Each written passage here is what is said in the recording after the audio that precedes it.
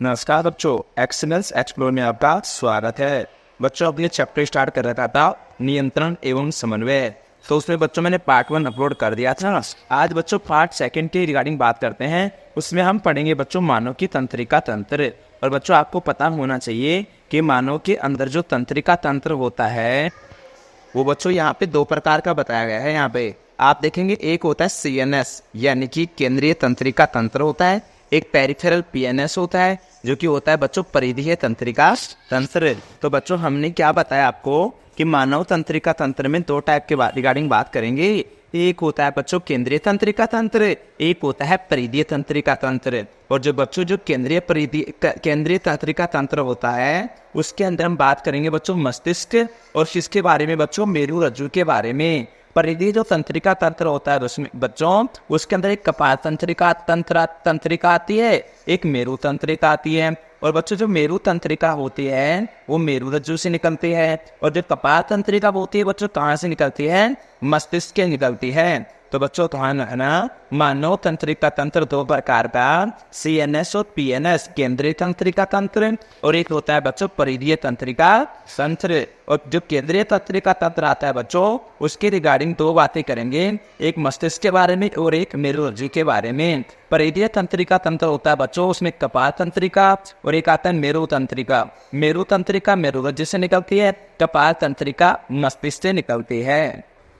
और बच्चों आपने ये भी पढ़ा था अभी कि आपको पता होना चाहिए कि ऐच्छिक जो क्रियाएं होती हैं, यानी कि ऐच्छिक क्रिया का मतलब जिसपे आपका कंट्रोल होता है, जैसे कि बोलना और लिखना। इस पे जो मस्तिष्क होता है बच्चों उसका जो 3 पार्ट होते हैं उसके अंदर मस्तिष्क 3 भागों में बटा होता है हमारा। एक होता है बच्चों अग्र मस्तिष्क जो ये सामने वाला होता है, एक होता है बच्चों यहाँ पे जो मध्य मस्तिष्क होता है, पीछे वाले को हम पश्चिम मस्तिष्क कहते हैं। इसके भी 3 प्रकार होंगे बच्चों, मैं आपको बता दूंगा आगे जाके।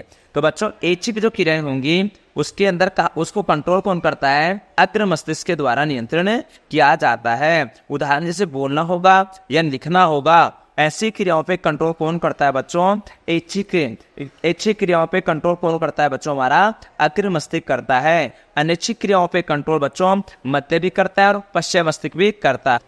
आगे बात करेंगे बच्चों कि यहाँ पे प्रतिवर्ती क्रिया का मतलब होता है बच्चों एक तुरंत जो हम एक्शन में जो क्रिया करते हैं, जैसे कि उसकी एक डेफिनेशन होती है बच्चों, प्रतिवर्ती क्रिया किसे कहते हैं, किसी उद्दीपन के प्रति बच्चों जब अचानक वह कोई तेज जो अनुक्रिया की जाती है बच्चों उसे हम क्या कहते हैं, प्रतिवर्ती क्रिया कहते हैं। तो ध्यान रखना बच्चों, प्रतिवर्ती क्रिया में काम कौन आता है बच्चों, मेरुरज्जु काम आता है। अब बच्चों बात करेंगे किसके बारे में, मानव मस्तिष्क के बारे में। और बच्चों मानव मस्तिष्क सभी क्रियाओं का समन्वय का केंद्र है। तो मस्तिष्क जो होता है बच्चों सभी क्रियाओं का क्या करता है बच्चों, समन्वय करता है। यानी कि समन्वय का केंद्र जो है बच्चों वो कौन है, तुम्हारा मस्तिष्क है। अब बच्चों आगे आपको पता होना चाहिए कि मस्तिष्क के कितने भाग होते हैं बच्चों, 3 भाग होते हैं। कितने भाग होते हैं, 3। एक होता है बच्चों अग्र, एक होता है मध्य, एक होता है पश्चिम। तो मस्तिष्क के कितने पार्ट होते हैं बच्चों, 3।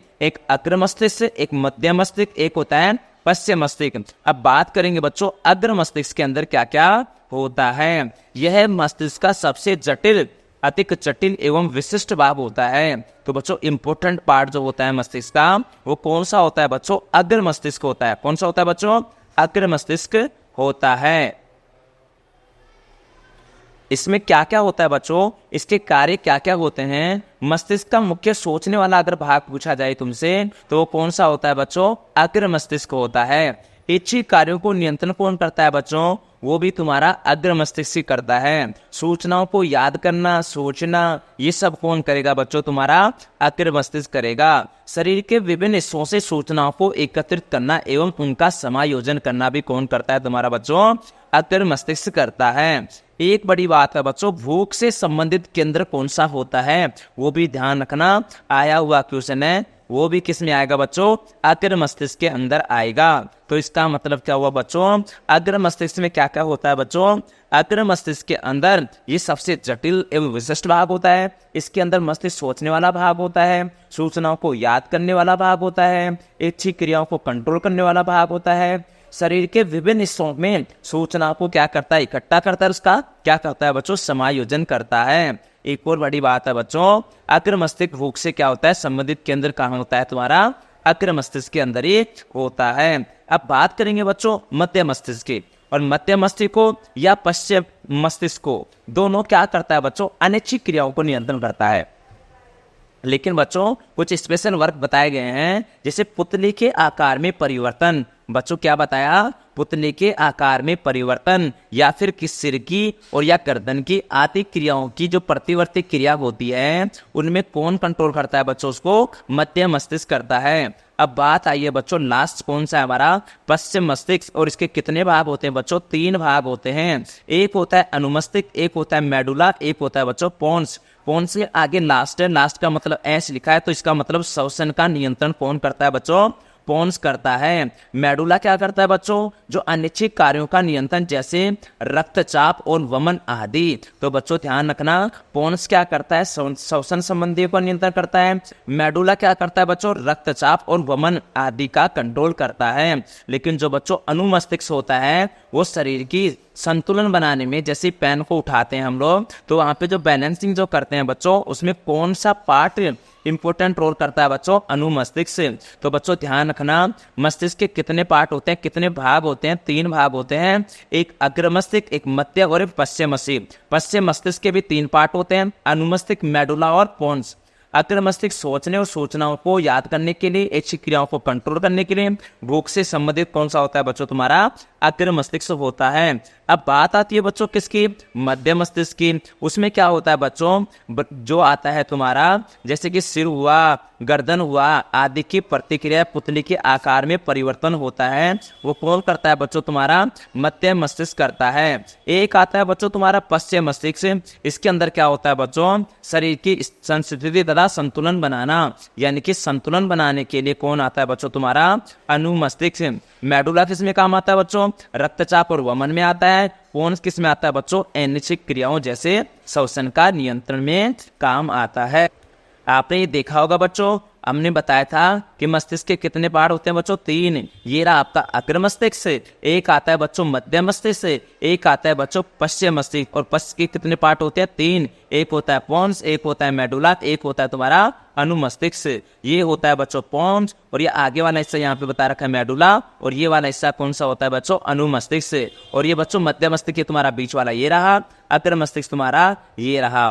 तो अब आगे जाके हम ग्रंथियों के बारे में भी बात करेंगे। एक बार इसको रिपीट करते हैं बच्चों। मानव जो मस्तिष्क होता है, वो सभी क्रियाओं का क्या करता है बच्चों, समन्वय करता है। इसके कितने भाग होते हैं बच्चों, 3 भाग होते हैं। एक होता है बच्चों अग्र मस्तिष्क, एक होता है मध्य, एक होता है पश्चिम मस्तिष्क। एक अग्र मस्तिष्क में क्या होता है बच्चों, भूख से संबंधित जो भी केंद्र होता है वो अग्र के अंदर होगा। सूचनाओं को याद करना, सोचने वाला भाग, ऐच्छिक क्रियाओं का कंट्रोल, और जो भी सूचना मिलेगी इसको इकट्ठा करके उसका समायोजन करना भी कौन करता है बच्चों, तुम्हारा अग्र मस्तिष्क। मध्य मस्तिष्क में कुछ नहीं है बच्चों, मध्य हो या पश्चिम हो, दोनों अनिच्छिक क्रियाओं को कंट्रोल करते हैं। लेकिन अनिच्छिक क्रियाओं में मध्य मस्तिष्क पुतली के आकार में परिवर्तन, सिर गर्दन आदि की प्रतिवर्ती क्रिया को नियंत्रण करता है। अब बात करते हैं बच्चों किसके, पश्चिम मस्तिष्क के 3 पार्ट होते हैं, अनुमस्तिष्क, पोन्स और मेडुला।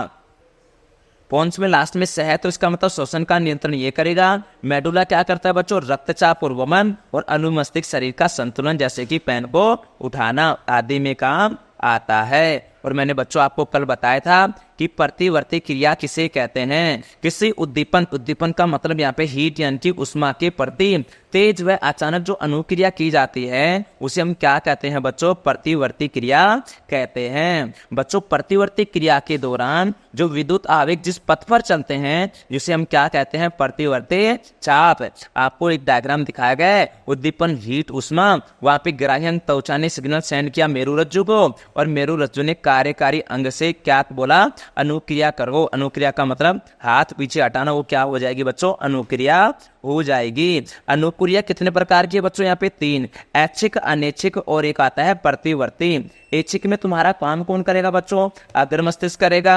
अनैच्छिक में मध्य व पश्चिम मस्तिष्क करता है। प्रतिवर्ती क्रियाओं में कौन करता है बच्चों? मेरुरज्जु काम करता है। एक बताया था बच्चों मैंने आपको न्यूरॉन के रिगार्डिंग, तंत्रिका तंत्र की संरचनात्मक क्रियात्मक इकाई कौन सी होती है बच्चों?